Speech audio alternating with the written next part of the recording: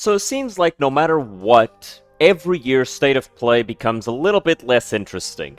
And after watching this year's, yeah, I feel like the trend is gonna just continue to get worse and worse until eventually we just stop tuning in.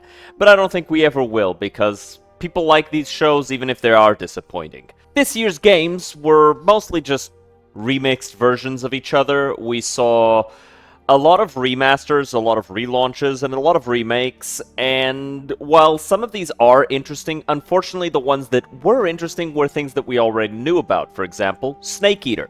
I'm excited to see that one. Probably won't play it, because it's just not my type of game, but I'm excited to see other people play it. And there's some other things that are interesting, but most of it doesn't come from major developers. It comes from smaller studios that have already more than proven themselves.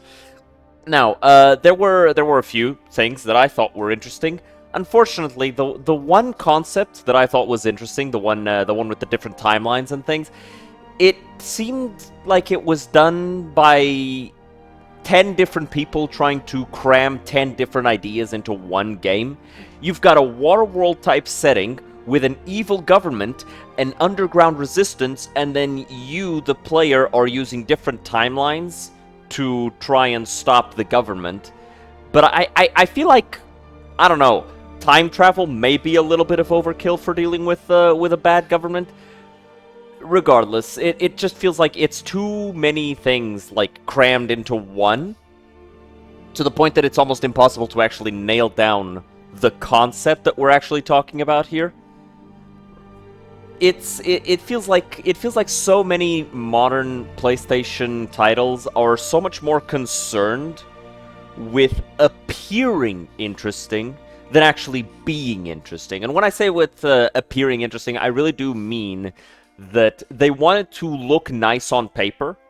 Like the idea of a world that's been flooded and then the government is taking everything over and being evil and oppressive, and then you, the player, can move between different timelines with other players, and you're all, like, working together without really working together. Yeah, that sounds interesting on paper, but then you actually start to try and play a game like that, and you realize just how confusing that can be to actually make good as a designer. Now, I did talk about, I did say, like, a lot of it was remakes, and I know what you're thinking. No, there's no Bloodborne. Yes, I know, it's ridiculous, right? It's been close to a decade at this point of people begging for this game to come out on PC. Over 7 million players, guaranteed sales, guaranteed success, and they just do not want it. It's ridiculous to me. It makes no sense. Instead, Sony seems much more concerned with enforcing a trend of taking a concept, making it diverse for no reason, and then selling it and acting as though it's the greatest thing since sliced bread. Like, no one cares that the new James Bond game has mostly realistic graphics and is full of racial diversity. It makes no sense. This is in the 70s. Why? How on earth do you want me to believe that there's a proud black woman working for the Secret Services in the UK? It does not make sense. It doesn't follow the story properly. It makes no sense. And then you showed us no gameplay other than a bunch of cinematics, which, I'll be honest, they could be in the game for all I know. But none of that seemed like it was going to be conducive to a fun game to play, and seeing this sort of thing in a game where it shouldn't be kind of just makes me hesitant whether or not this game is going to actually be good. And this kind of goes for pretty much everything else. Most of these games don't look fun to play. Most of these games don't look like they would have gotten the time of day unless they have a minority as their protagonist. Like, there was a game about just climbing a mountain. I don't even remember the name with how uninteresting it looked.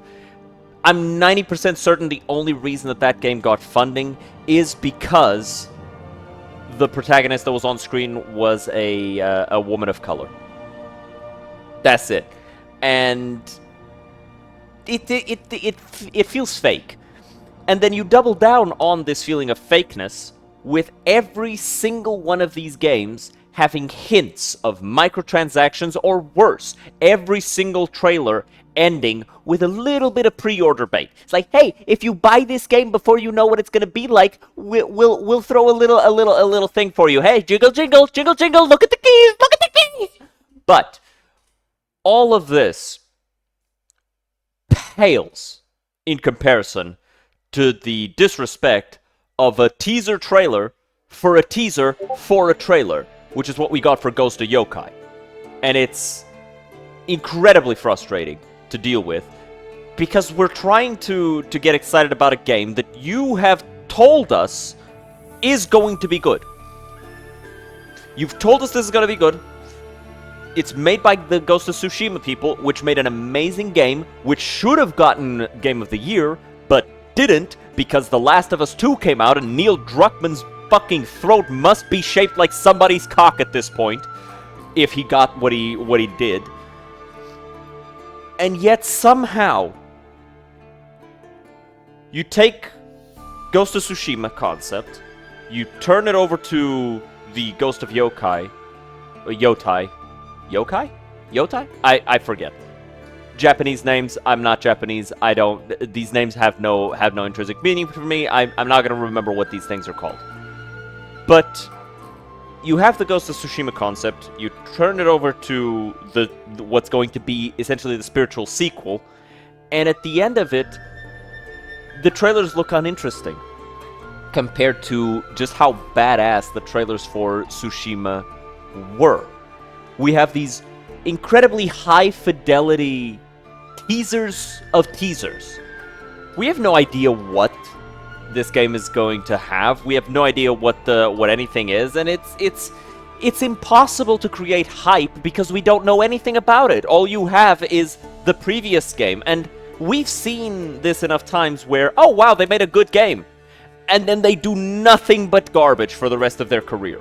Right? This has happened so many times at this point that I'm just not going to believe that the next game is good until I see it being good. Now, with all that being said, there are a few very interesting titles. A handful, if you will. We've got Ninja Gaiden Ragebound by the same guys who did Blasphemous. The gameplay that was shown looks really interesting. It's got a bit more of a action platformer rather than Metroidvania Souls-like feel to it, which, you know, I'm rather interested in. I am a sucker for Metroidvanias. I fucking love them. But I'm interested to see what Ragebound is going to be like. The new Ark Sys 4v4 fighting game, I'm pretty sure is going to take the world by storm. Ark Sys has already proven that they are really good at making these types of games, and the gameplay that they showed looks extremely interesting. I will say, if Dr. Doom does not have his signature foot dive, I will be boycotting. There's also the Silent Hill games, and maybe another one that I'm not remembering, or that just didn't catch my eye and maybe caught yours. Let me know if there's anything that you thought was particularly interesting. But overall, State of Play continues to be just an opportunity for Sony to push a bunch of people who very clearly aren't that interested in video games. They just kind of like the inner politics of Sony, and they work at that, to the front, and then have those people talk in the most dispassionate way and most corporatized fashion that they can about these video games. And honestly, it's getting less and less interesting to look at. That's all I had to say. Cheers.